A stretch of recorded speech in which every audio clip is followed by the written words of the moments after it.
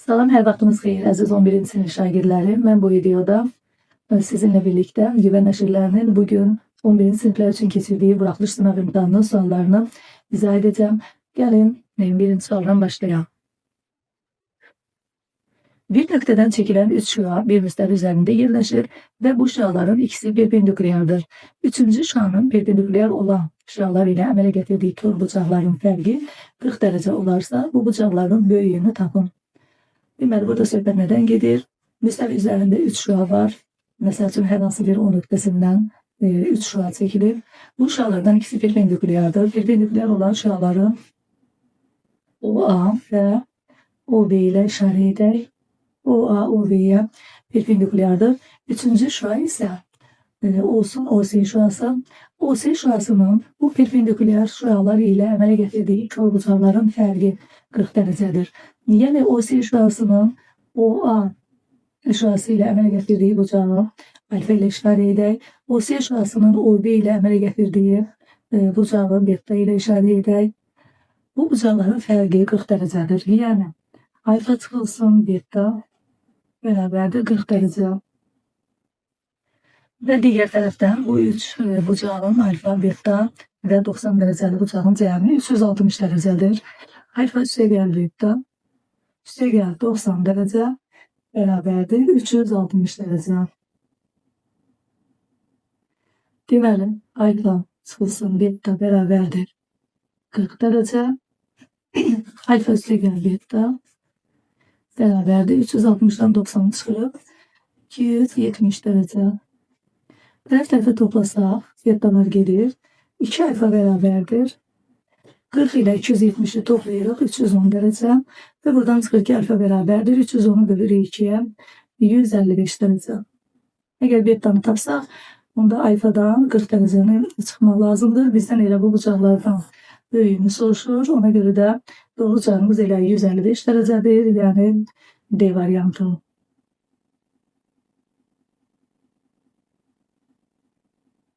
62-ci suala baxaq. X-in hansı qiymətindən 2 vurulsun 4 üstü X ifadəsinin qiyməti 64'e bərabər olar. 4 üstü X bərabərdir 64'ü bölürük 2'yə 32'yə. 4 üstü X 2 üstü 2X deməkdir. 32 də 2 üstü 5'e bərabərdir. Əsaslar bərabərdirsə üstlər də bərabərdir. 2X bərabərdir 5. Buradan tapırıq ki X bərabərdir 5 bölünsün 2. Yəni X bərabərdir 2,5. Bu da bize verir B variantında.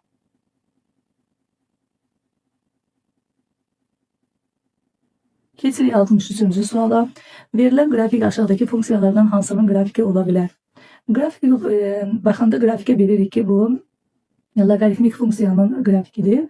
Logaritmik funksiyada y bərabərdir logaritma A siyasına göre X funksiyasında bilirik ki X sıfırdan büyüktür. X sıfırdan büyüktür. Ve grafik logaritmik funksiyada bilirik ki grafikleri apsis ofunu bir nöqtəsində kəsir. Apsis ofunu bir nöqtəsində kəsir. Burada ise grafik fikir verin 2 nöqtəsindən keçir. Deməli y bərabərdir logaritma A əsası ilə X funksiyasına, yəni logaritmik funksiyanın qrafiki bir vahid sağa sürüşüb. Elə bir ki, apsisdə bir nöqtəsindən keçib, yəni 2 koordinatına bir vahid sağa sürüşüb. Bir vahid sağa sürüşməni də burada göstərir. D variantında görürsünüz. Y bərabərdir elm X çıxılsın 1 mötərizənin içindən çıxılsın 1 olanda bu deməkdir ki, bir vahid sağa sürüşüb. Deməli doğru cavabımız burada olur D variantı.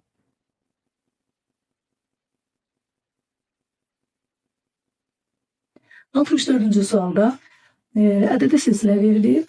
Bu silsilənin 100'ə bərabər olan həddinin nömrəsini tapın. A1 4'e bərabərdir. A2 7'ye bərabərdir. Və AN 100'ə bərabərdir. Bizdən nə soruşur? Həddin nömrəsini tapın. Həddin nömrəsi yəni N'yi soruşur. Biz əvvəlcə silsilə fərqini tapaq. D bərabərdir. A2 çıxılsın A1. Yəni 7'den 4'ü çıxırıq. D bərabərdir 3. ve A'nın düsturunu yazırıq. A'nın bərabərdir.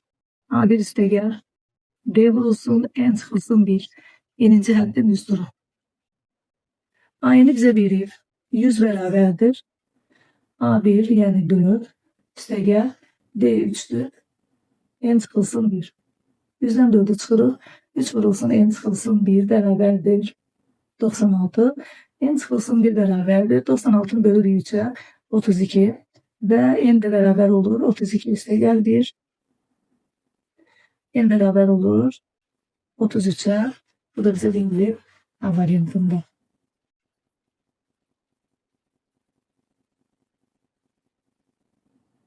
Keçirik 65-ci suala. İki çoxərli verilir. Bu çoxərlilərin cəmi x kvadrat üstəgəl 4'ə bərabərdir. Biz verilmiş çoxərlilərin cəmini yazaq. Deməli, ax kub üstəgəl ikinci çoxərlidə baxın, birinci çoxərlidə ax kubu yəni qüvvəti 3'ə bərabər olan deməli həddi götürdüm. İkinci çoxərlidən də 2x kubu götürək. Birinci çoxərlidə x kvadrat, ikinci çoxərlidə də x kvadrat götürməliyik, amma x kvadrat yoxdur. Üstəgəl birinci çoxərlidə b üstəgəl 3 x, ikinci çoxərlidə 2x. Birinci çoxərlidə sərbəst həddi 1, ikinci çoxərlidə isə 3. Biz bu çoxərlilərin cəmini yazdıq və bizə deyirik ki, bu çoxərlilərin cəmi x kvadrat üstəgəl 4'ə bərabərdir. Gəlin fikir verək. X kubu çıxaran mötərizə xaricinə əmsal olur A üstəgəl 2 x'ın kubu üstəgəl x kvadrat. Bax, x-i mötərizə xaricinə çıxarsa olacaq b üstəgəl 3 üstəgəl 2. Yəni b üstəgəl 5 x üstəgəl 1'lə də 3'ü toplayırıq 4. Bərabərdir x kvadrat üstəgəl 4. Fikir verin uşaqlar. Fikir verin, baxın, sərbəst hədlər hər ikisində 4'dür. Sağ və sol tərəfdə. X kvadrat. Baxın, x kvadrat. Belə çıxır ki, x kubun əmsalı. X kubun əmsalı da 0 imiş. X'in də əmsalı 0 imiş. Çünki sağ tərəfdə x kvadrat üstəgəl 4'dür. Amma sol tərəfdə x kubda iştirak edir, x də iştirak edir. Sağ və solda eyni formada yazılmalıdır. Yəni ortada bərabərlik var. Buna görə də belə çıxır ki, A üstəgəl 2 əmsalı da 0 imiş.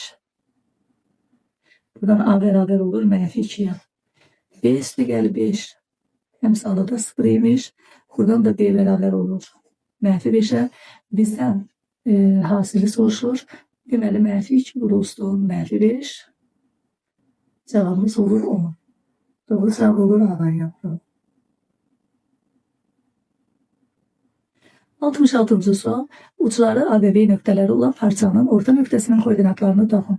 Parçanın orta nöqtəsinin koordinatlarının tapılması qaydası x orta bərabərdir. x1 üstəgəl x2 bölünsün 2. Y ortada bərabərdir. y1 üstəgəl y2 bölünsün 2. Yəni A nöqtəsində 2 x1'i göstərir. B nöqtəsində 6 x2'ni göstərir. Elə burada qoyaq yerinə, x1'in yerinə yazaq. 2 üstəgəl 6 bölünsün 2. Bu da bizə verir 4. Y-lər 8 y1'i göstərir. -4 isə y2'ni göstərir. Yəni 8 üstəgəl -4 bölünsün 2. Bu da bizə verir 2. Parçanın orta nöqtəsinin koordinatları olur 4, 2. Bu da bizə verilir C variantında. 67. suala baxırıq. Çevrə üzərində qeyd olunmuş nöqtədən 2 perpendikulyar və bərabər vətər çəkilmişdir. Bu vətərlərin uzunluqları cəmi 6,2 cm olarsa, çevrənin diametrini tapın. Deməli, çevrə üzərində qeyd olunmuş nöqtədən 2 perpendikulyar və bərabər vətərlər çəkilmişdir. Çevrənin üzərindəki nöqtə olsun A nöqtəsi.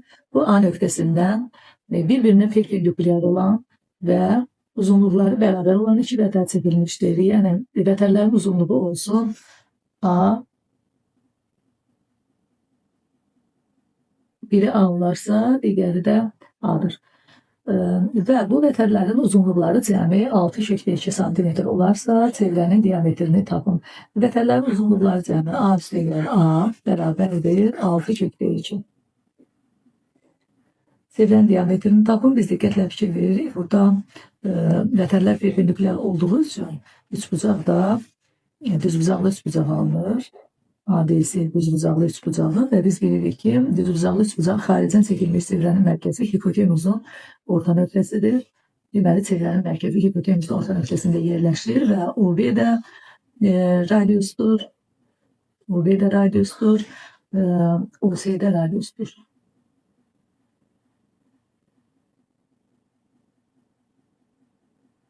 Deməli, biz hipotenuzu tapıb, əgər hipotenuzu tapsaq, elə bizdən çevrənin diametrini soruşur da, deməli, çevrənin diametrini tapmış olacaq.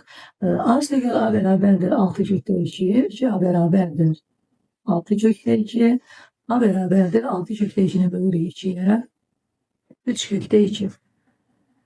Deməli, bərabər yanlı, düzbucaqlı üçbucağın kateti 3,2-yə bərabərdir. Və biz də bilirik ki, əgər düzbucaqlı üçbucaq bərabər yanlıdırsa, yəni katetləri bərabərdirsə, o zaman onun hipotenuzu A,2-yə bərabər olur. Katetlər A-dırsa, hipotenuz A,2-yə bərabər olur. Bizdə də katetlər A-dır və 3,2-yə bərabərdir. Deməli, hipotenuz, yəni BC olacaq 3,2 olsun 2,2. Və bu da bizə verir 6. 2,2 vurulduğum 2,2 2'ye bərabərdir. 3'ü də 2'ye vurulub 6. BC ilə diametrdir. BC ilə diametrdir. Və o da bizdən diametri soruşurdu. Deməli, doğru cavabımız olur D variant. 68-ci suala baxaq. AD diametrdir. Yenə çevrəyə aid olan sualdır. AD diametrdir. Bu şəklə əsasən çevrənin radiusunu tapın. Deməli, çevrənin mərkəzini qeyd edək. Biz bilirik ki, radius diametrin yarısına bərabərdir. Yəni, E bərabərdir. D bölünsün 2. Biz diametrin uzunluğunu tapsaq, çevrənin radiusunu da tapmış oluruq. Diametrə fikir verək. Diametr A və B nöqtələri arasındakı məsafəyə bərabərdir. Deməli, biz AB parçasının uzunluğunu tapmalıyıq. Yəni, diametrin uzunluğunu. Bunu da iki nöqtə arasındakı məsafə düsturu ilə tapırıq. X2 çıxılsın X1'in kvadratı, yəni 9 çıxılsın 1'in kvadratı, üstəgəl Y2 çıxılsın Y1'in kvadratı, yəni 17 çıxılsın 2'nin və tərzidən kənar kvadratı. Hesablayırıq 9 çıxılsın 1'in kvadratı, yəni 8'in kvadratı 64, 17 çıxılsın 2'nin kvadratı, yəni 15'in kvadratı 225. Bu da bizə verir 289. 289 da bilirik ki 17'nin kvadratıdır. Deməli, AB diametrinin uzunluğu 17'ye bərabərdir. Biz də demişdik ki, radiusu tapmalıyıq. Yəni, radiusu da tapanda 17'ni bölürük 2'ye. Bu da bizə verir 8,5. Deməli, radiusun uzunluğu olur 8,5. Doğru cavab olur D variantı. 69-cu suala baxırıq. Qarşılıqlı tərs A və B ədədlərinin cəmi 14'ə bərabər olarsa, kökdə A üstəgəl kökdə B cəmini tapın. Deməli, bizə verilmiş ədədlər A və B ədədləri qarşılıqlı tərs ədədlərdir. Qarşılıqlı tərs ədədlər nəyə deyilirdi? Məsələn, 2 və 2'də 1. 2'də 1 2'nin tərsidir və yaxud 2 2'də 1'in tərsidir. Qarşılıqlı tərs ədədlərin hasili nəyə bərabərdir? 2'ni 2'də 1'ə vururuq, cavabımız olur 1. Qarşılıqlı tərs ədədlərin hasili 1'ə bərabərdir. Deməli, A və B ədədləri əgər qarşılıqlı tərs ədədlərdirsə, onların hasili 1'ə bərabərdir və bizə cəmin verib 14. Yəni, A üstəgəl B bərabərdir 14'ə. Bu iki məlumat verilib bizə. Bizdən nə soruşur? Kökdə A üstəgəl kökdə B-ni tapın. Kökdə A üstəgəl kökdə 1. Biz buradan kökdə A üstəgəl kökdə B ifadəsinin qiymətini tapmaq üçün verilmiş ifadəni kvadrata yüksəltməliyik. Kökdə A üstəgəl kökdə B-ni hər hansı bir t ilə edək. T'ye bərabər eləyək. Hər tərəfi kvadrata yüksəldək. T kvadrat bərabərdir. Kökdə A üstəgəl kökdə B-nin kvadratı. Kökdə A üstəgəl kökdə B-nin kvadratı. Yəni hər tərəfi kvadrata yüksəltdik. Və iki ifadənin cəminin kvadratını tətbiq edirik. Kökdə A-nın kvadratı A-ya bərabərdir. Kökdə A vurulsun kökdə B. Vurulsun 2 olur. 2 kökdə AB. Üstəgəl kökdə B-nin kvadratı, yəni B. Bərabərdir. 2 verək. A üstəgəl B. A üstəgəl B. Və bir də 2AB var bizdə. 2 kökdə AB daha doğrusu. Baxın, bax, bu A üstəgəl B-ni bizə verir 14. 14. Gətirib yerinə yazırıq 14. Üstəgəl 2 vurulsun. Kökdə AB. AB-ni də bizə 1 vermişdi. Əvvəldən deyirdik ki, A və B ədədləri qarşılıqlı tərs ədədlərdir. Ona görə də onların hasili 1-ə bərabərdir. Deməli, kökdə 1. Bərabər olur. 14 üstəgəl 2, yəni 16. İndi biz nəyi tapdıq? Biz T'nin kvadratını tapdıq. T'nin kvadratını. Verilmiş ifadəni, yəni kökdə A üstəgəl kökdə B-ni biz T ilə əvəz etmişdik, ifadə etmişdik və hər tərəfi kvadrata yüksəldib T'nin kvadratını tapmışdıq. Yəni bizim aldığımız cavab kökdə A üstəgəl kökdə B-nin kvadratıdır. 16. Onda kökdə A üstəgəl kökdə B bərabər olacaq 4-ə. Doğru cevabımız olur C variantı.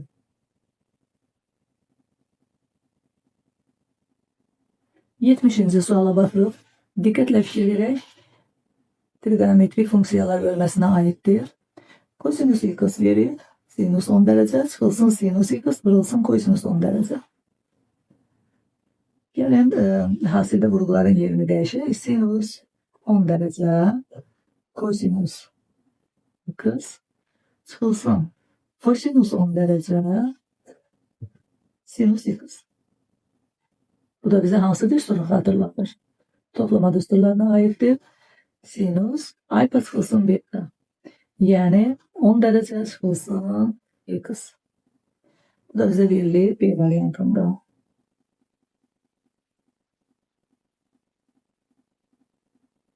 Yetmiş birinci suala baxaq. Düzgün en bucağlının bir xarici bucağının bir daxili bucağına nisbətini tapın. Düzgün en bucağlının xarici bucaqlarının cəmi bilirsiniz ki 360 dərəcəyə bərabərdir. Bir xarici bucağını tapmaq üçün 360 dərəcəni bucaqların sayına bölmək lazımdır. Düzgün en bucaqlı olduğu üçün 360 dərəcə bölünsün en olacaq. Yəni bir xarici bucağının qiyməti. Bir daxili bucağına nisbətini tapın. Bəs bir daxili bucağına bucağın qiymətini də tapmaq üçün daxili bucaqlarının cəmini, yəni 180 dərəcə olsun n-2-ni n-ə bölmək lazımdır. Bucaqların sayına bölmək lazımdır. Deməli biz bir xarici bucağın tapmaq üçün düsturu yazdıq. 360 dərəcə bölünsün n. Bir daxili bucağın tapılması üçün düsturu yazdıq. 180 dərəcə n-2 bölünsün n. Və bizə deyirdi onların nisbətini tapın. Ona görə də onları bir-birinə bölürük.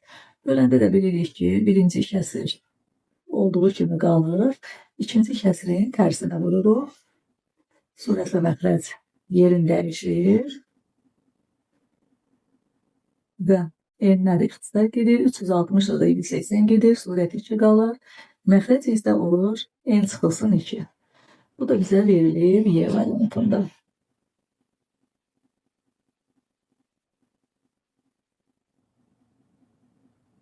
Yetmiş ikinci suala baxırıq.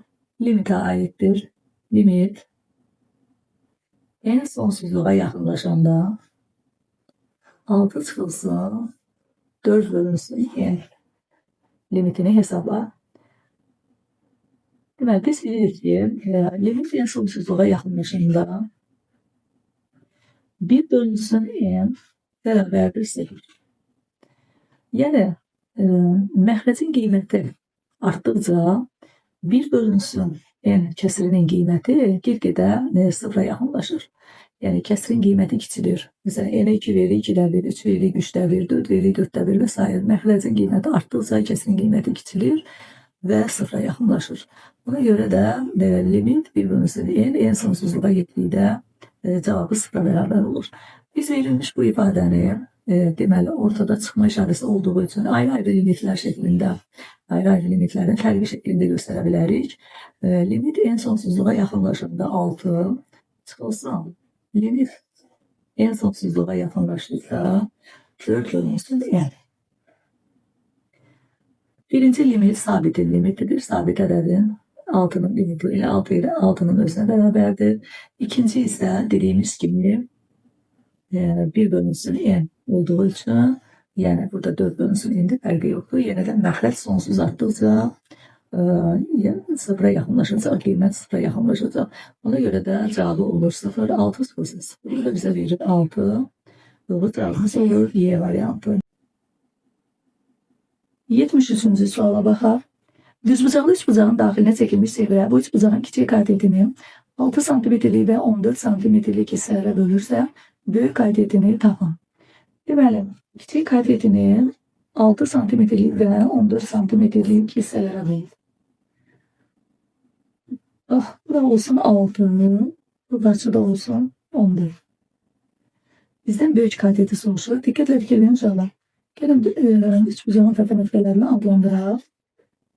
Üçbucaq özü düzbucaqlı üçbucaqdır və S təpəsindən çevrəyə çəkilmiş iki toxunan.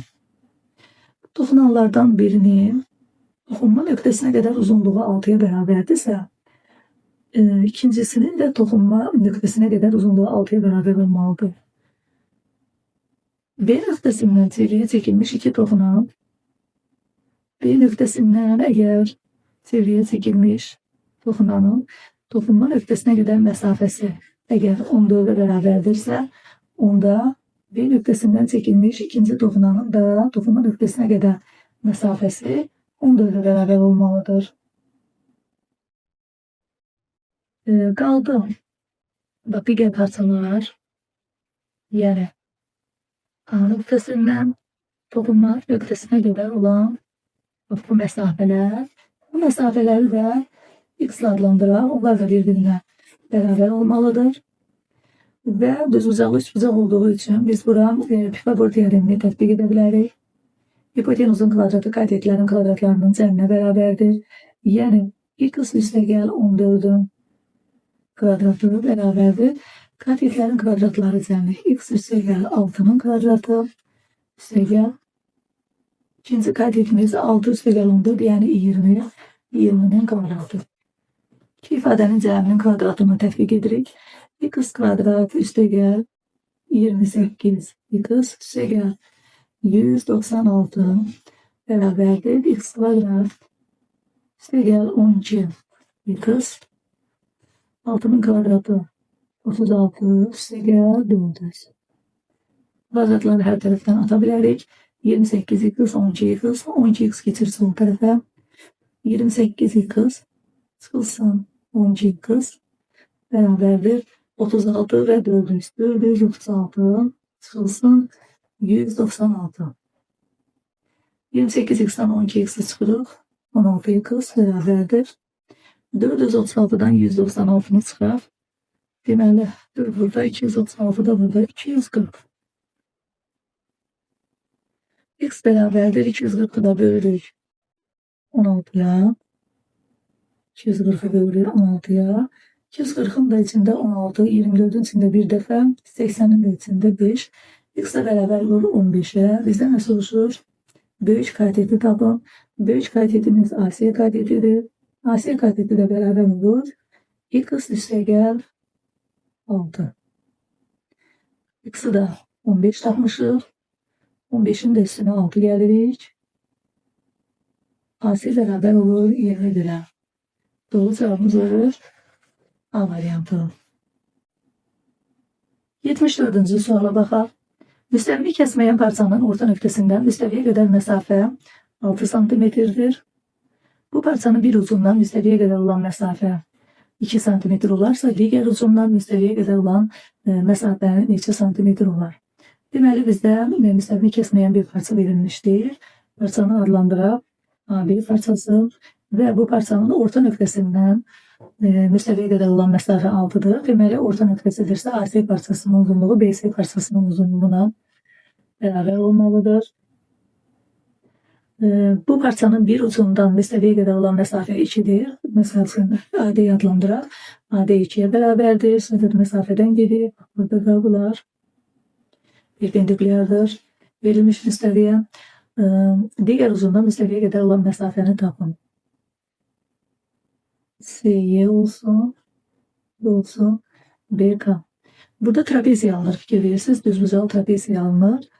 ABKD trapeziyası və S orta nöqtə olduğu üçün burada SY orta xətt olur. Biz də trapeziyanın orta xəttin düsturunu bilirik. Trapeziyanın orta xətti bərabərdir.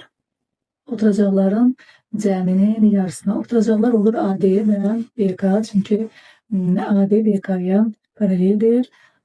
SY'də oturacaqlara paraleldir. Çünki bu perpendikulyarlar AD, SY, BK hər üç müstəviyə perpendikulyardır və ona görə perpendikulyarlar üçü bir-birinə paraleldir. Deməli, SY buradan orta xəttdir.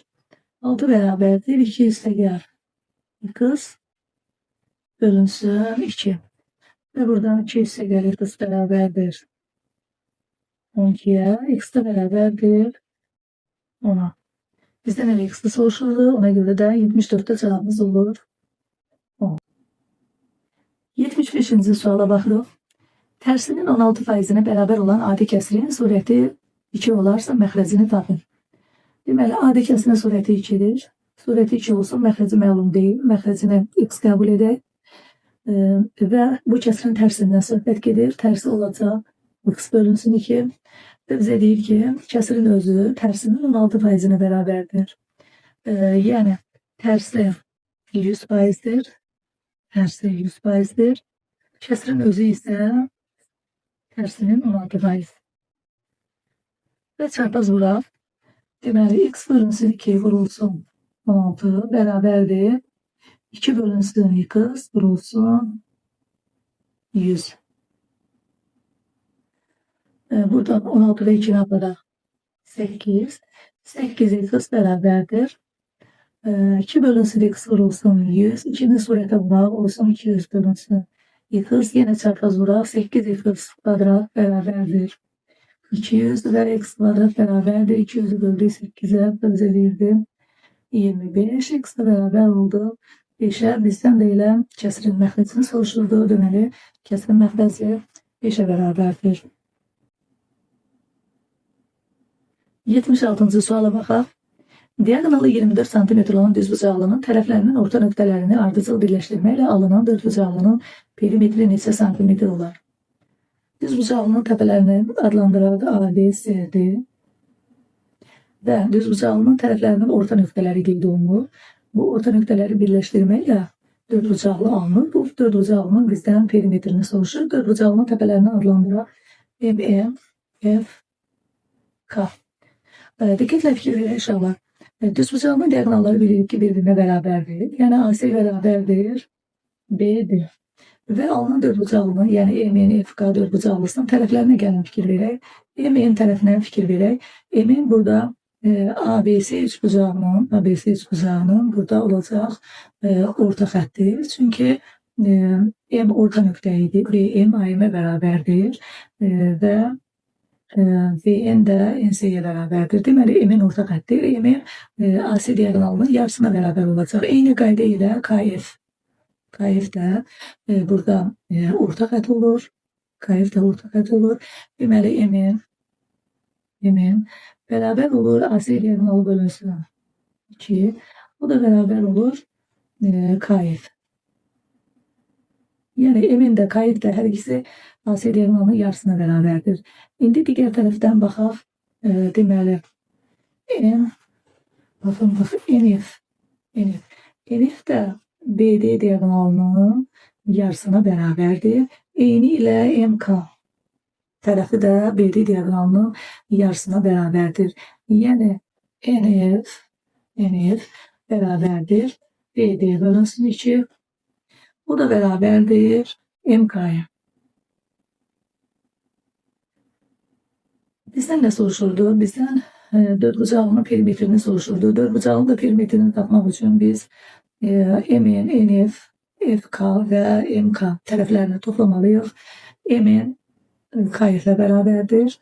NF de MK'ya beraberdir ve onlar da diagonalların yarısına beraberdir. Diagonallar dahi birbirine beraberdir. Aslında BD diagonalına beraberdir. Demek böyle çıkır ki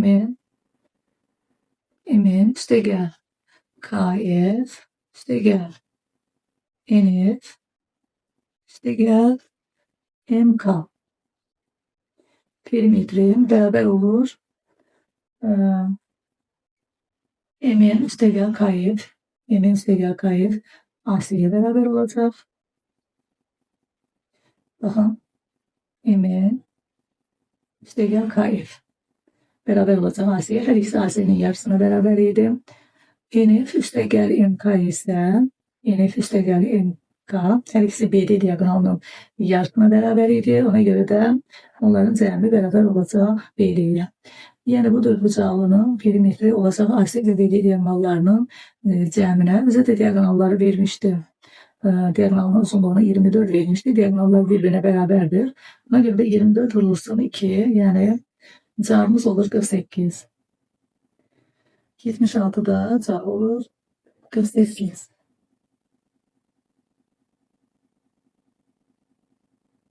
Yetmiş 7. suala baxırıq. Belə bir ifadə verilir. Bu ifadənin mənası varsa, P-nin alabileceği natural qiymətlərin cəmini tapın.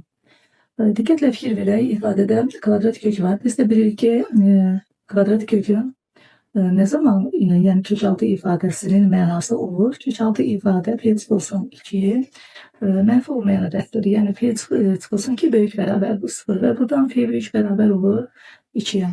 Və ikinci ifadeye fikir verək. 5 çıxılsın P'nin üstündə mənfi 3'dədir.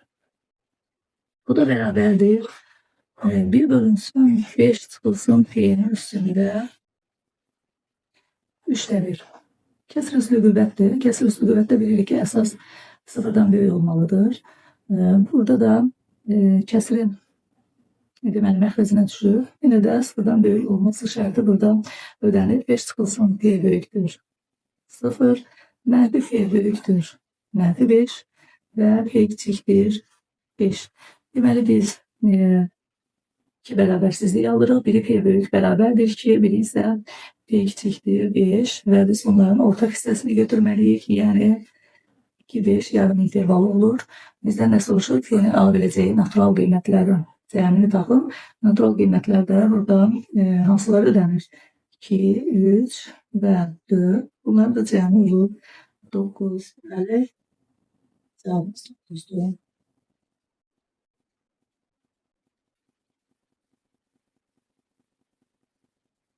78. sual. Z beraberdir 4 çıxılsın 2i. Kompleks ədədinin qoşması ilə hasilini tapın. Qoşması niyə bərabər olacaq? Qoşması 4 üstə gəl 2i ilə ifadə olunacaq və bunların bizdən hasilini soruşur.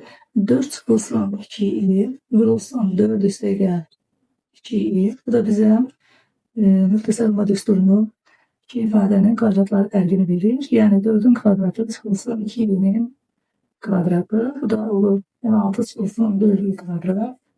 Və i kvadrat bilirik ki mənfi 1'e bərabərdir. Yəni 16 çıxılsın 4 olsun mənfi 1. Bu da olur 16 üstə 4. Yəni 20. 78'de de cevabımız olur 20.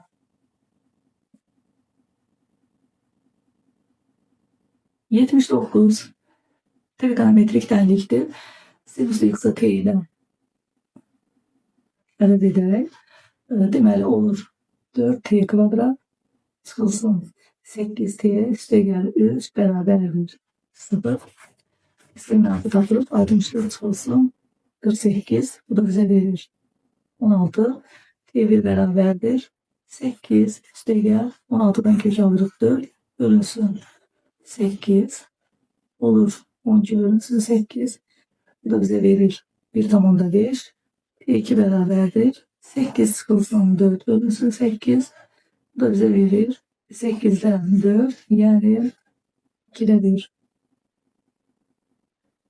Deməli, sinüs x t ilə əvəz olunmuşdur. Sinüs x bərabərdir. T'nin birinci qiyməti 1,5. 1,5 verir ki, sinüs x'in qiymətlər çoxluğuna aid deyil. Sinüs x'in qiymətlər çoxluğu bilinməli bir parçasıdır. Buna görə də bu tənliyin həlli yoxdur. Sinüs x bərabərdir. İkinci qiyməti qoyuruq yerinə 2-dədir. X bərabərdir. 2-dədir də verir ki, 30 dərəcədə alır. Mənfi 1 üstü k. 30 derecede pi bölünsün 6'dır. Üstte pi k. K dahildir z. Bu da olur bizim cevabımız. 80. suala bakalım. Cəmi 45 olan x ve y ədədlərinə uyğun olaraq 60% və 30% artırdıqda cəm 40% artarsa y-i tapın. Deməli, x və y ədədlərinin cəmi 45'e bərabərdir. X üstə gəlir, y bərabərdir 45. Bu ədədlərdə 60% və 30% artırırlar. X-in 60%-i 0,6x və x-in üzərində 0,6x gələndə olur 1,6x. Y-i 30% artırırlar, olur 1,3y və cəm 40% artır. Yəni, cəm əvvəl 45'e bərabər idi, 40% artır. 45 üstə gəl, 45'in 40%, yəni 45 vurulsun 40, bölünsün 100. Bu 20'ye geçsə 5 bölü 2, 45 də 5'e bölünsə 9, 45'in də üstünə 18 gəlir, bu da olur 63. Yəni 1,6x üstə gəl, 1,3 y bərabər olur 63'e. Və biz bu tənliklər sistemini həll edib y-i tapmalıyıq. İkinci tənliyi ona bıraq. Yəni, onluq kəsiri burada tama çevirək. Birinci kəsiri də bıraq, mənfi ona. Daha doğrusu, ikinci kəsiri ona vursaq, 16 alınacaq. Birinci tənliyi də onda biz vuraq. Mənfi 16. Deməli, birinci tənliyimiz mənfi 16 x, mənfi 16 y. 45'i də mənfi 16'ya bıraq. Deməli, 45 vurulsun 16, 33 yadda 27, 5, 4, 0, 1 yadda 720. Deməli, olur mənfi 720. İkinci tənliyi də hər bir həddini ona bıraq. 16x üstə gəl 13y bərabərdir 630. Və tərəf-tərəfə toplayaq. 16x'lər gedir. Mənfi 16y üstə gəl 13y bizə verir. Mənfi deməli 3y, mənfi 3y, mənfi 720 üstə gəl 630. Bu da bizə verir mənfi 90. Və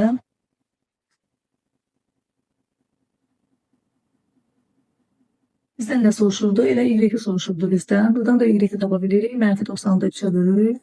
30 ilə doğru cevabımız da olur 30. 81. suala baxaq.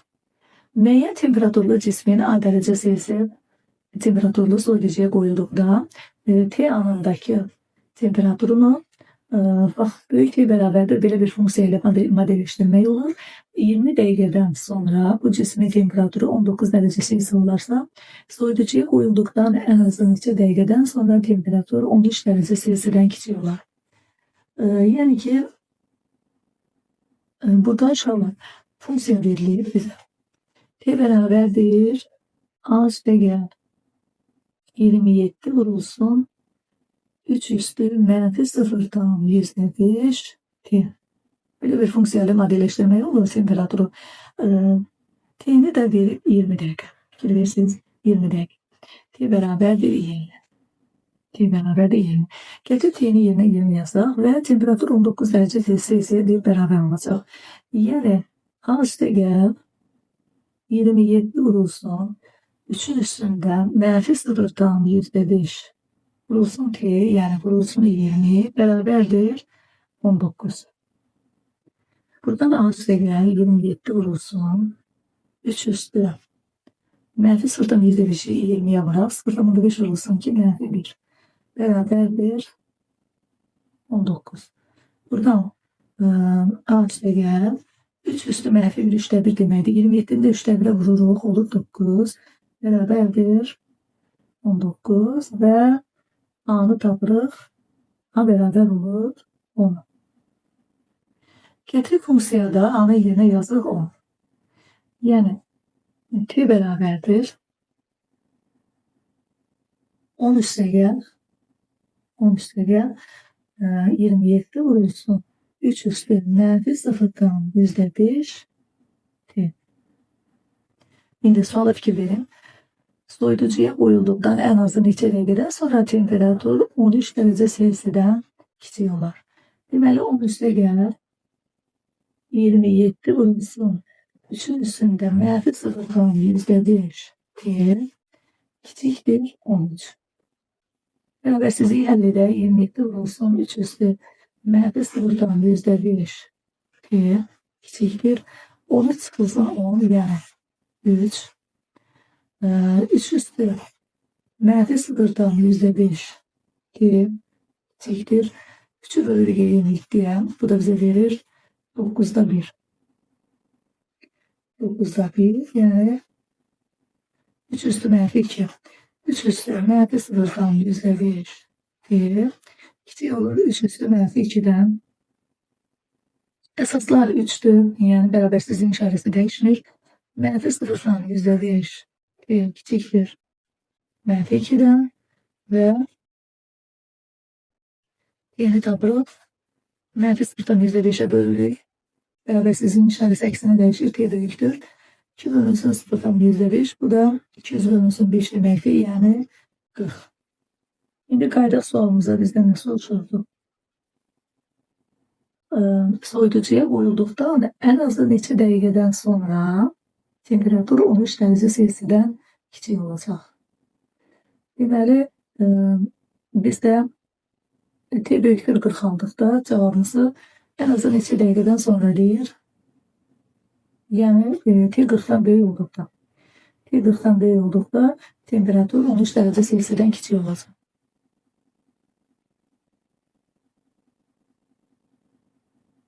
82-ci suala baxaq. Tərəfi 25 cm olan rombun diagonallarından biri 30 cm olarsa daxildə çəkilmiş çevrənin radiusunu tapın. Rombun daxilində çəkilmiş çevrənin radiusu rombun hündürlüyünün yarısına bərabərdir. Bərabərdir. H bölünsün 2. Deməli biz burada rombun hündürlüyü tapmağa çalışaq və sonunda hündürlüyü yarı bölüb radiusu tapmış olarıq. Bizə nə verilir? Tərəfi 25 cm-dir. Diagonallarından biri 30 cm-dir. D1 bərabərdir 30. Tərəfi A bərabərdir 25. Və bizim düsturumuz var. D1 kvadrat üstə gəl. D2 kvadrat bərabərdir 4A kvadrat. Gətir yerinə yazaq. 30'un kvadratı 900 üstə gəl. D2 kvadrat bərabərdir 4A kvadrat. A'dan 25'e beraberdir. 25'in de kvadratı olur. 625. 4 vurulsun 625. Buradan D2'nin kvadratı beraberdir. 625'e vurulur 4'e. Deməli 2500. 2500'den de 900'ü çıxırıq. 1600. Ve biz buradan D2'ni tapdıq. İkinci diagonalımız olur. Kvadratı 1600'e beraber olan əlbəttə ki, müsbət ədədi götürürük burada. Yəni diagonal 2 beraber olur 40'a. Diagonallar məlum. İndi biz H-ı tapmalıyıq. H-ı tapmaq üçün sahə düsturlarından istifadə edəcəyik. Rombun sahəsi S bərabərdir. D1 D2 bölünsün 2. D1'imiz 30. D2 40. Bölünsün 2. Bu da bize verir 1200 bölünsün 2 yani 600. Və rombun ikinci sahə düsturundan AH düsturundan istifadə edək. Buradan da H-ı tapaq. 600 bərabərdir. Rombun tərəfi bizə verilib 21. Bölünsün hündürlük. Və buradan da hündürlüyü tapırıq. 600'ü bölürük 25'e. H bərabər olur Yani 60'ın içinde 25 2 defa, 100'ün de içinde 4 defa. Kaç beraber olur 24 defa? Nihayet radyosu tablo, radyosu hindurluğun yarısına beraberdir. 24 bölümüsün 2 beraberdir. 12. Doğru cevap nasıl olur? 12. 83. suala bakıyoruz. Deməli bizə y bərabərdir 5x uzundur və y bərabərdir 2x üstəgəl 8 düz xətlərinin kəsişmə nöqtəsindən keçən və y bərabərdir 2x düz xəttinə perpendikulyar olan düz xəttin tənliyinin yazılmasını tələb edir. Deməli əvvəlcə verilən düz xətlərə fikir verin. Y bərabərdir 5x uzundur, y bərabər 2x üstəgəl 8. Bu düz xətlərin kəsişmə nöqtəsindən. Deməli, bu düz xətlər kəsişir. Əgər kəsişirsə onların ortaq nöqtəsi var və həmin ortaq nöqtənin koordinatlarını tapmaq lazımdır. Bunun üçün 5x çıxılsın 4'ü 2x üstəgəl 8'ə bərabər etmək lazımdır və bu tənliyi həll edirik. X və y-in qiymətlərini tapılır. 5x çıxılsın 2x bərabərdir 8 üstəgəl 4 və 3x bərabər olur 12'yə. Buradan x-i tapırıqdır. X-in qiymətini gətirib funksiyanın birində yerinə yazırıq. Y bərabərdir 5 olsun 4 olsun 4. Y bərabər olur 16'ya. Deməli, kəsişmə nöqtəsinin koordinatları olur 4, 16. Və bizdən nə soruşur? Yəni, y bərabərdir 2x. Y bərabərdir 2x düz xəttinə perpendikulyar olan düz xəttin tənliyini yazın. Y bərabərdir kx üstəgəl B şəklində olan yeni bir düz xəttin tənliyini yazmalıyıq. Həmin düz xətt y bərabərdir 2x düz xəttinə perpendikulyar olmalıdır. Biz bilirik ki, əgər düz xətlər perpendikulyardırsa, onda onların bucaq əmsallarının hasili -1'ə bərabərdir. K1 burada məlumdur. K1 2'dir. Deməli, K2 bərabər olacaq. -1 bölünsün 2. K2'ni də tapdıq. İndi y bərabərdir kx üstəgəl B düz xəttinin tənliyini yazmaq üçün bizə B əmsalını tapmaq lazımdır. X və y-in qiymətlərini də biz tapmışdıq 4 və 16.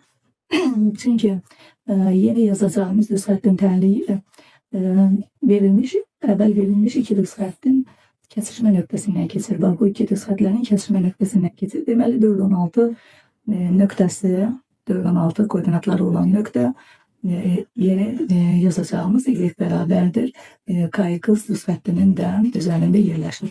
Ona görə də y-in yerinə 16 yazırıq. 16 bərabərdir. X-in yerinə 4 yazırıq. K-nı da tapmışıq. -2'də verir. Üstəgəl 1. Deməli, 16 bərabər olur. Burada 2 və 4 idi. -2 üstəgəl B. B də bərabər olur 18'ə. B-ni də tapdıq 18. K-nı da tapmışıq. -2'də 1. Deməli, yeni düz xəttin tənliyi olur. Y bərabərdir. -2'də 1. X üstəgəl 1. Yəni 18. Bizdən tələb olunan düz xəttin tənliyi bax belədir. Y bərabərdir. -2'də 1. X üstəgəl 18.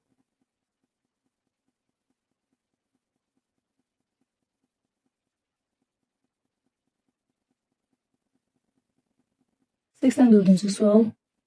Deməli, A nöqtəsindən keçən və y bərabərdir x kvadrat çıxılsın 6x üstəgəl q parabolasının təpə nöqtəsinin ordinatını tapın.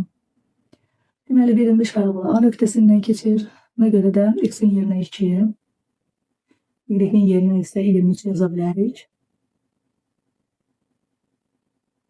23 bərabərdir 2'nin kvadratı çıxılsın 6 vurulsun 2 üstəgəl q. Yəni 23 bərabərdir 4 çıxılsın 12 üstəgəl q. 23 bərabərdir -8 üstəgəl q. Q də bərabərdir -8 23 ilə toplanır olur 31. Deməli, Q-ni tapdıq 31. Gətirib yazırıq yerinə. Funksiya olur. Y bərabərdir x kvadrat çıxılsın 6x üstəgəl 31 şəklində. Bizdən də soruşur. Həmin bu parabolun təpə nöqtəsinin ordinatını tapın. Deməli, y bərabərdir. Biz bunu 2 ifadənin fərqini kvadrat şəklində yazsaq, x kvadrat çıxılsın 6x, 6'nı 2'ye bölürük 3. Bizə 3'ün kvadratı lazımdır. Yəni 9. 9 əlavə elədik. Həm də 9'u çıxırıq. Üstəgəl bir də bizdə var 31. Bu da bərabər olur X sıfırdan 3'ün kvadratı -9 üstəgəl 31. Bu da bize verir 22. Ve ordinatın soruşur bizden tepe nöqtəsinin koordinatlarına göre yazılış 1, 2 avrılsın. X sıfırdan m'in kvadratı üstəgəl n şeklinde olmalıdır. Deməli, tepe nöqtəsinin ordinatı olur 22. N beraber olur 22'ye.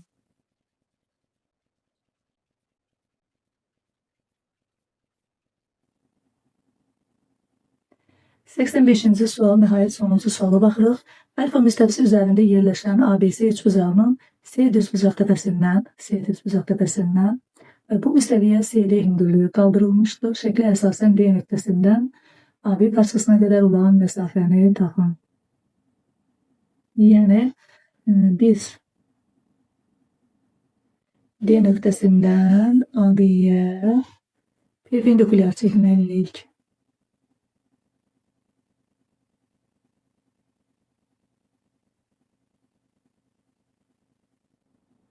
Bu perpendikulyarın da oturacağını adlandıraq Y nöqtəsi ilə. Bizdən soruşduğu ilə D parçasının, D perpendikulyarının uzunluğudur. D perpendikulyarının uzunluğunu tapmaq üçün biz C və Y parçalarının da C və Y nöqtələrini də birləşdirməliyik. Burada üçbucaq alınır. Düzbucaqlı üçbucaq. Deməli, əvvəlcə CY parçasının uzunluğunu tapaq. Diqqətlə fikir versək, CY özü ABC'dir. Düzbucaqlı üçbucağının ABC düzbucaqlı üçbucağının hündürlüyüdür. Yəni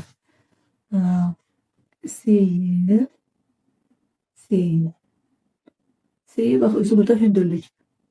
CY AB'ye perpendikulyar olmalıdır. CY perpendikulyardır AB.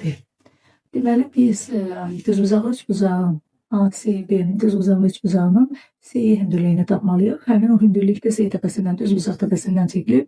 Düzbucaq təpəsindən çəkilən hündürlüyün də biz düzluğunu bilirik. Katetlərinin hasili bölünsün hipotenus. Yəni AC vurulsun BC bölünsün hipotenus, yəni AB. Hipotenusu da biz bilmirik. Hipotenusu tapaq əvvəl. Deməli, AB'nin kvadratı bərabərdir katetlərin kvadratları cəminə, yəni 4/5'in kvadratı üstəgəl 2/5'in kvadratı.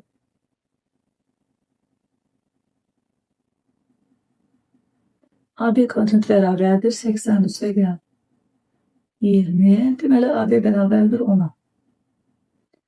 AB bərabərdir 10 və biz CY'ni tapaq.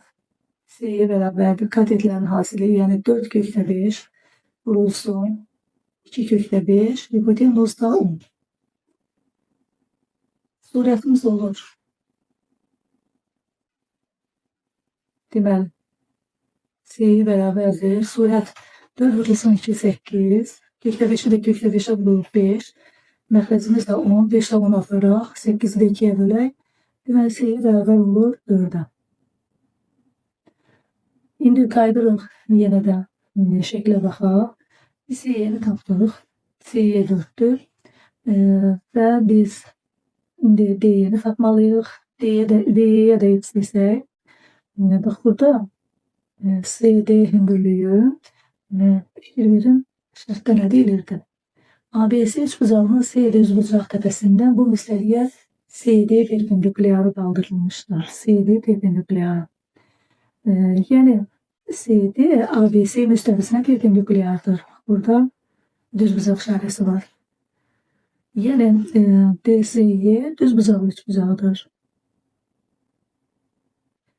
Deməli, DY'nin kvadratı bərabərdir